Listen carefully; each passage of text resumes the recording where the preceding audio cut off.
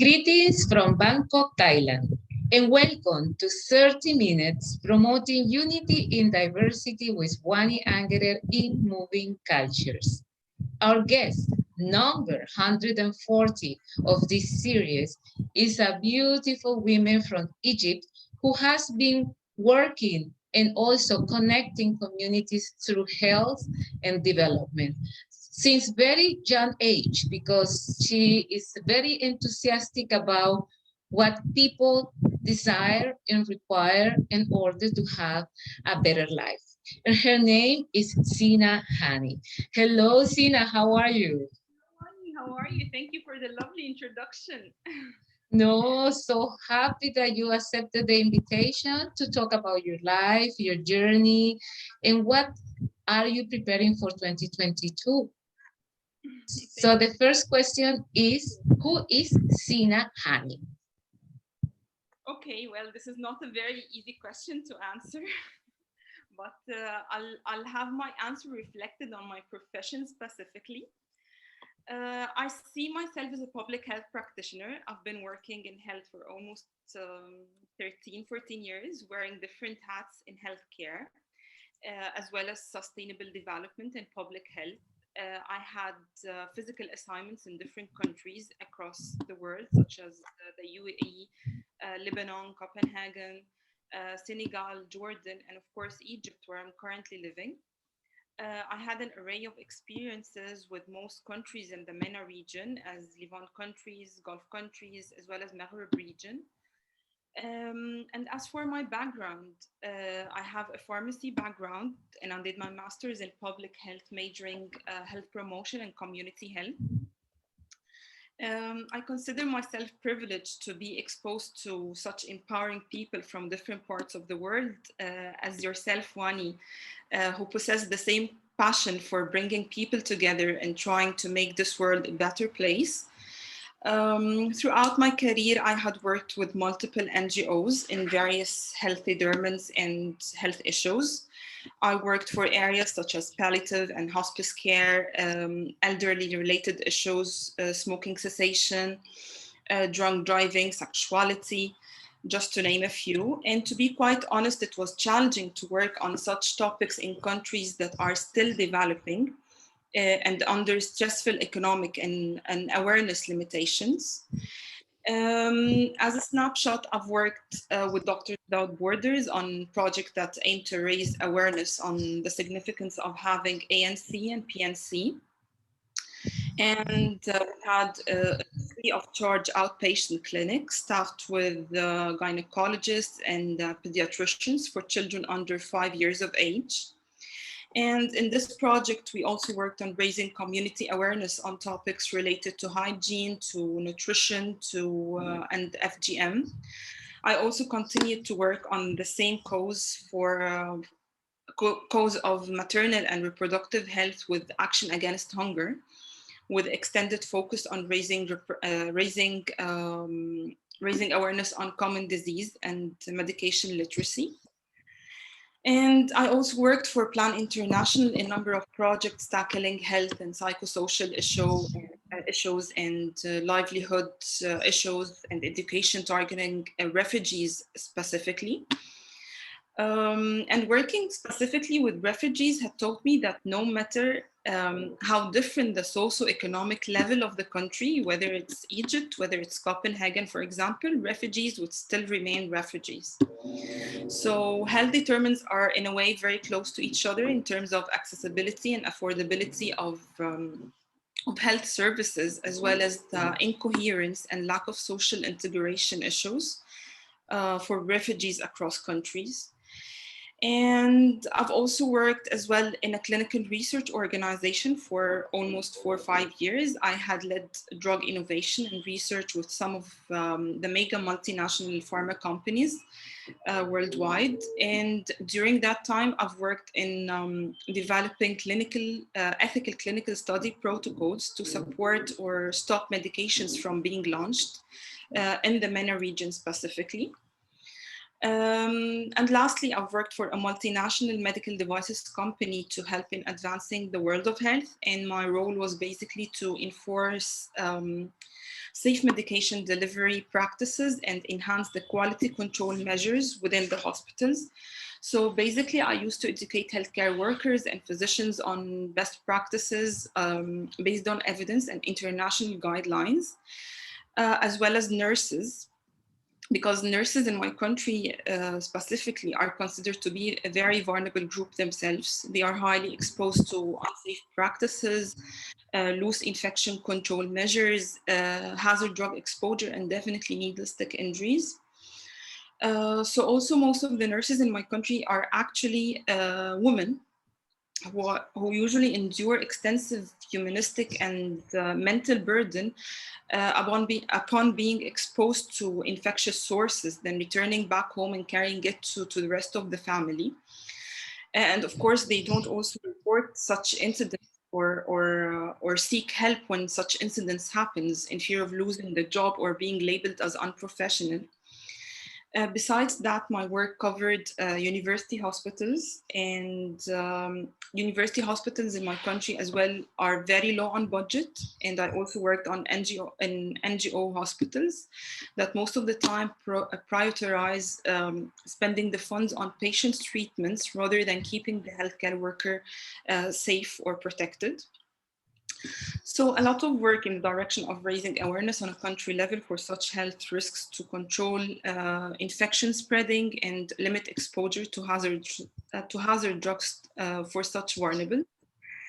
And lastly, in addition, I see myself as a public health writer as well, as I publish articles related to nutrition, modern parenting, physical health, mental health, and health-related topics in general. Yeah, we're going back to that crusade on education that you are practically leading, Zina, because it's so important the work you are doing, transferring information to people and letting them know that health is a holistic complement, you know, that life and health go hand by hand, but it has to be actually run by each individual with responsibility, right? What do you think about social society, civil society, and the role of health? As you said, it's a holistic approach, and it's not. And the pandemic taught us that it's a holistic approach. My health is depending on the health of others, and our safety is dependable on each other. And it's always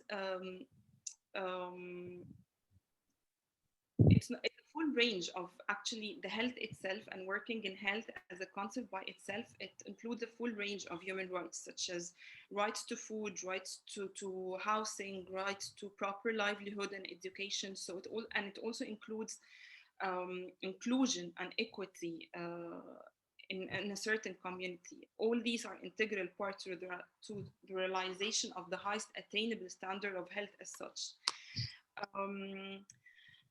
So yeah, basically it's a holistic approach, and it has a lot of dimensions that has to be integrated within each project that I take or lead. Mm-hmm. What can you tell me about the role of women on the rural areas and their understanding of giving and looking after their family in a proper way related to nutrition and access to certain food and certain kind of herbs and access to water and access to land? Well, actually, women in developing countries as whole, they are a very vulnerable group and at risk, and they are exposed to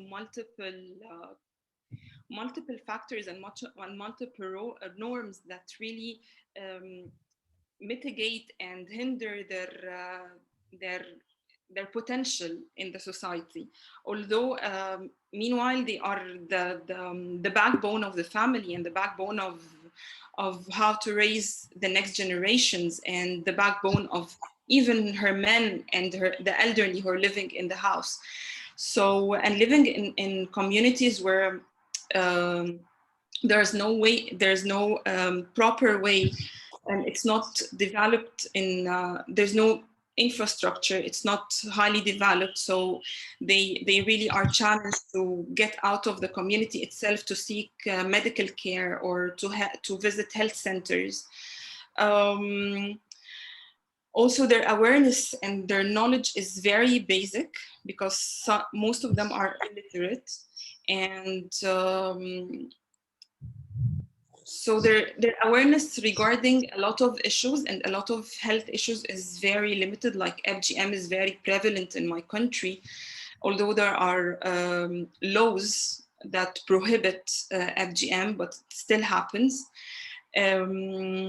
Things related to nutrition, hygiene, how to protect themselves from prevalent health issues such as respiratory issues, diarrhea, seasonal flu, and so on and so forth. It's still very underdeveloped, and they are very still backward. Of course, having the TVs and social media now reaching a lot of distant communities is playing a role, but still not a lot of people have access to this. Yeah, and you also were working a lot with gender-oriented activities, teaching women how to look after themselves after giving birth, also preventing complications in their delivery. So how is the situation now for women on this specific topic, Zina? Depends from a community to another, because in some communities they are very aware, and in some communities they are aware but they don't have these health services. So this is very challenging as well, because it's very unethical to know that you have to get a certain service or a certain medical care and you're not getting it. Sometimes they live in communities that do not have infrastructure as in way to get to a hospital in case of delivery at night, and there's no routes of transportation. So it's still challenging. Some communities, the communities I've worked in, were really happy to have such services and such free of charge outpatient clinics, for example, to look over their antenatal care and postnatal care. They did not have the awareness, or they were not informed about the schedule of visits and what to care for, and for example, what drugs they should avoid, or what vitamins they should take. They were very low on knowledge on these specific areas. So having such services in distant communities that are not very aware, we also used to go to the households itself, and we used to have like community events where we speak to them, and we invite them to our premises to have like lectures and talked with them about how to protect themselves, their rights, their medical and health in general, how to take care of it. We also used to prepare and arrange football games for the men. And after the games, we used to give them like a short speech or short information, and increase their knowledge on how to take care of their families and how to take care of the women in their families in specific.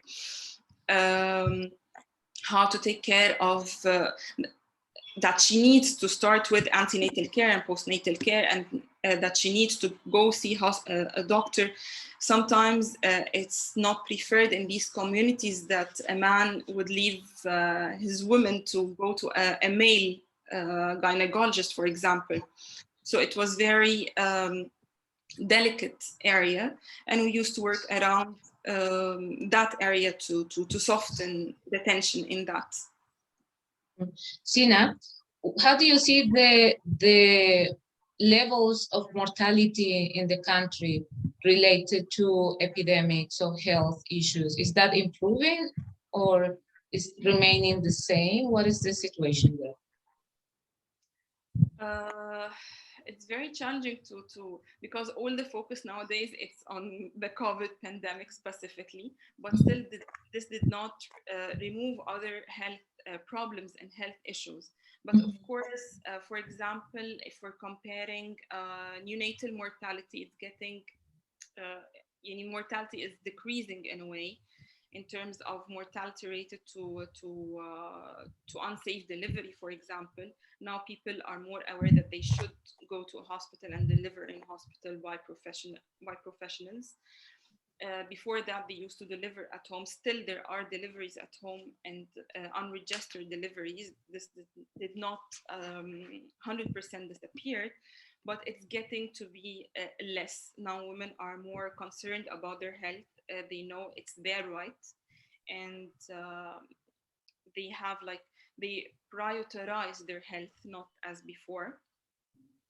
And for children less than 5 years old, there we had problems of malnutrition. A lot of kids used to, back in ages, a lot of children used to, there was high mortality due to malnutrition, and unsafe water and unsafe sanitation, for example. A lot of communities in Egypt, still the infrastructure is not very developed, and they don't have access to safe water or safe even medication.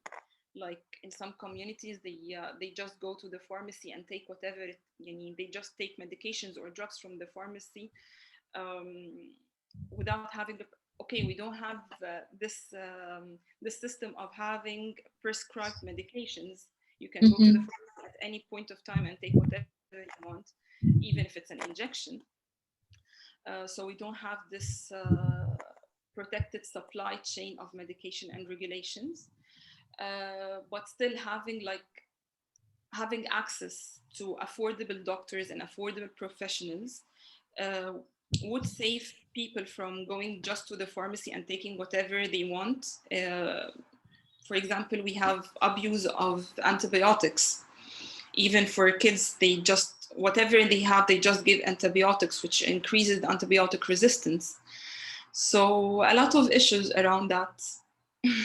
What about the consistency and understand the traditional healthcare? Because I know that there are some systems related to the land, to the earth, and to traditional healers and medicine. How do you deal with that? It's still there. It's not that it's vanishing. However, it's really less than before. It's really less than before, but it's still there in terms of, but you know what? What's more unsafe is taking wrong medications. Exactly. Yeah, at least herbs or something, it won't make,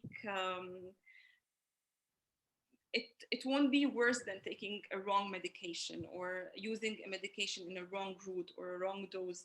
This is, it's fatal, it's life-threatening, more than even herbal medicines or things like that. But sometimes, yeah, I agree, you have to go to the doctor and get the proper treatment and get the proper regimen for your disease. There are still, but the pharmacies in unprivileged communities around Egypt, for example, they are the worst source of medication. Yeah. Yeah. Zina, but when I ask you about the traditional medicine, it's because in most of Asian and African countries, that's the way people used to look after themselves. And actually the natural systems are more related to prevention than actually dealing with the illness itself. Is that still taking place? Is people who understand the power of herbs and the power of the plants and the power of a proper nutrition, is that happening? As much as in Asia and Thailand, and not as much in Egypt. It's no longer that prevalent as much. It's more prevalent in the Asian countries, but in Egypt it's getting to be very less. Very less. Okay, I have some images here that we like to share with the public. Okay. Okay, so this is a beautiful Zina. And now, so here we go. There is an introduction of you, like a little biography about your education that comes with this beautiful article. What can you tell us about that, Zina? Okay, I think this article was published a few years back. It was around diet and disease and how to regulate the consumption of things that we believe it's healthy, but it's not. For example, like milk, for example, and how it's a hormonal liquid rather than something that we have to drink all of the time, and the misconception of that it still provide the body with calcium at an elder age. Also, it talks about the regulation of having less meat in diet, and less yeah. And it enforces better dietary habits, like putting in our meals more vegetables, more water, more fibers, and decreasing the dairy products in our meals, decreasing the processed meat. I remember it had a lot of things around processed meats and the high salt content in such meals.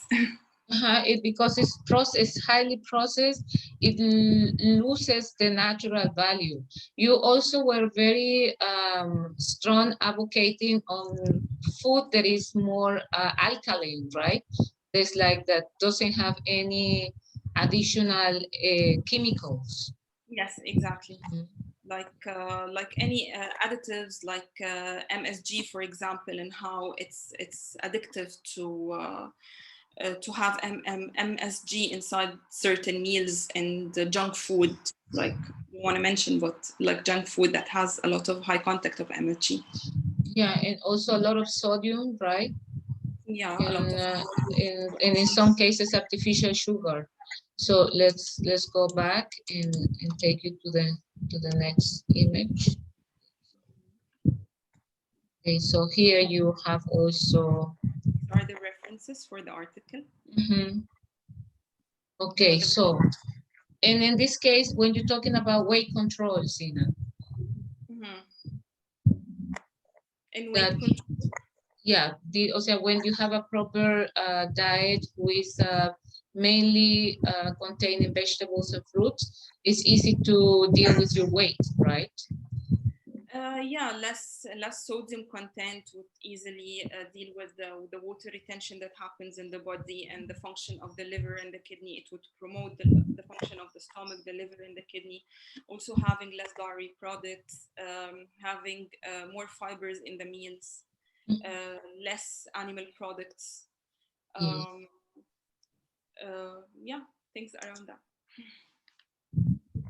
This is the same article, but the online version.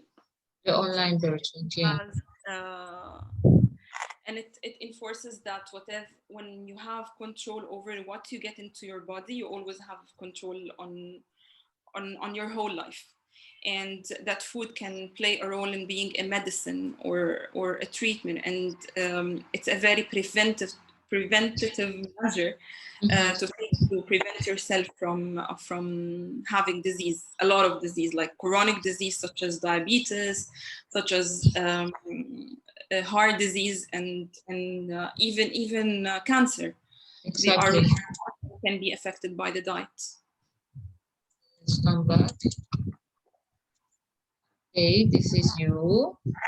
Where is this photo taking place?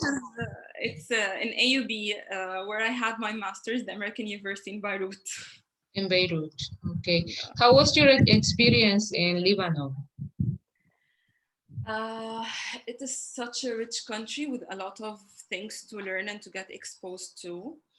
My master's was in public health specifically, and I picked this university in specific because I wanted to learn the public health in the perspective of developing countries.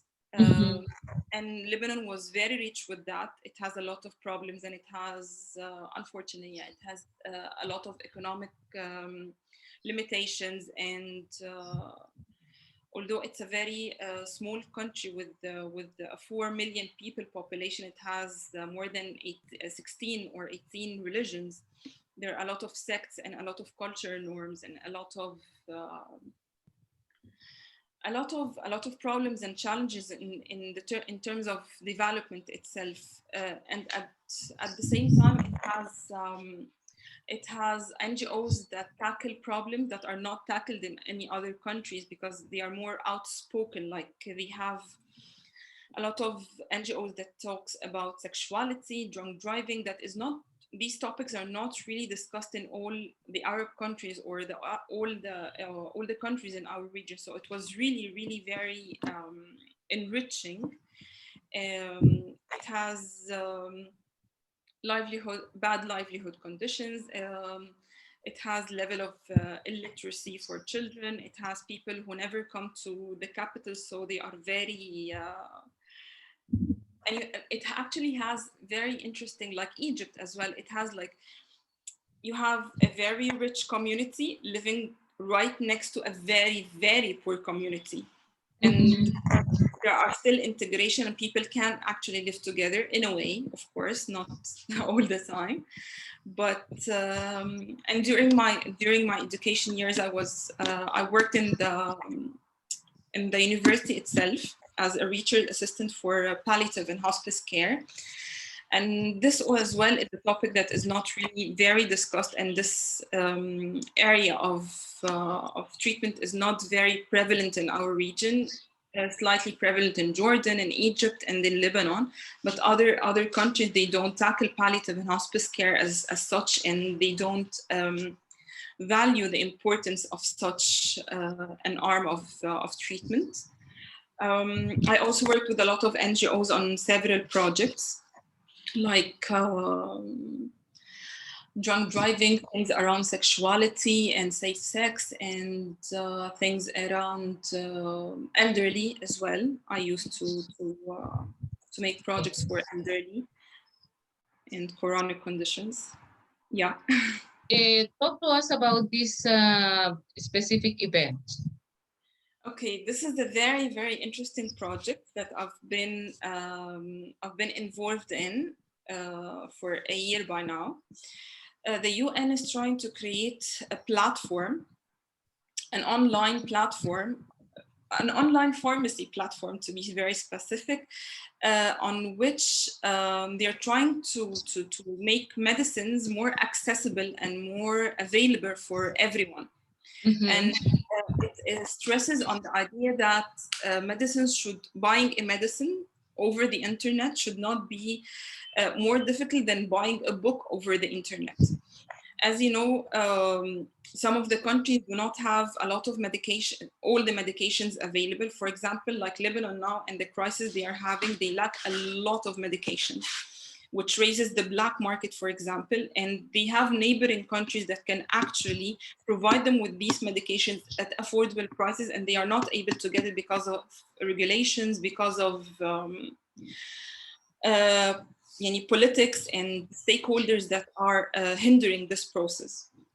So having a platform, an online pharmacy platform, would actually make it more easy for all countries and for everyone, as medicine is a basic human right to have. So having an access to affordable and available medicines would be a very prompt and promising platform for all countries and for all people. And we're having another event soon in December to talk about that as well in the IFG for ICANN. This one just took place on the 11th, 12th, and 13th of November, Global Experts Conference on Public Health 2021. What happened in this encounter, Zina? I had two sessions. The two sessions were mainly focusing on physical health and nutrition during the pandemic, as we are subsiding, and as we are getting into, some countries are preparing for another lockdown. So yeah, the main topics were the physical health and the nutrition during the pandemic. So how to be physically active with the very low resources, how to be physically active even at home if you're not able to go to outside to play sports or be physically active, and what to take care and what to avoid in terms of nutrition and diet during the pandemic. How to limit the sugar, how to increase the water, and stuff like that. Fantastic. Here you are as one of our international guests for the International Women's 2021, and you did a very great presentation on health, women in health, together with other key speakers. And here is your presentation for that event. Also raising your hand to make women empowered and also aware that we together with men can make the world a better place. Talk to us about this, Zina. I was so happy to find out this beautiful piece of art made by you. Yeah, it's totally for the sake of, I love drawing and I love playing with colors, and yellow is my favorite color actually. So this one is Yeah, you wear yellow today as well. Yeah. So this drawing is very close to my heart. Yeah, I just like drawing. Yeah, I think it's great also to see you connecting with the creative processes and the power of colors in art in order to nurture your inner self and also your healing capacities as a health practitioner. So this is practically our last image, and we are back here. We already complete our 30 minutes conversation, and it will be great if you can send a message to the new generation and to the society related to unity, diversity, and participation.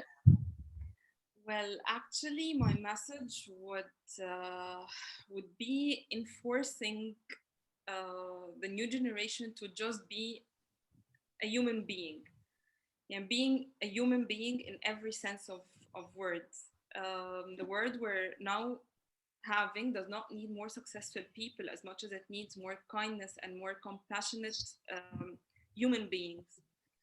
To me, helping vulnerable and unprivileged individuals was always a strong driver to pursue my career and my activities.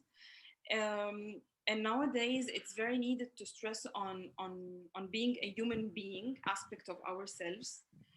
In the presence of social media now, we got used to not being mindful with our inner human self. You read a post of a friend who just lost a beloved one, and 2 seconds later, you are commenting on a joke or congratulating another friend who just got married. So we became like robots in a way. And whenever we are not technically busy, quote unquote, we feel that something is wrong with us. So my message and my simple call would be to be genuinely present as a human being as much as we can, with ourselves first and with others as well. Zina, thank you. Thank you so much for promoting unity and diversity through your philosophy of life, your work, and everything you engage with. I wish you all the best in 2022, and I send you a big hug all the way from Thailand, and I hope very soon to be able to give you a physical one. I hope so. Thank you. Thank you, Juan. It's always beautiful to see you. Thank you for bringing me here. Thank you, Zina, for sharing your knowledge and your love for humanity as well. A big kiss and see you soon, okay? Bye-bye, Zina. Thank you.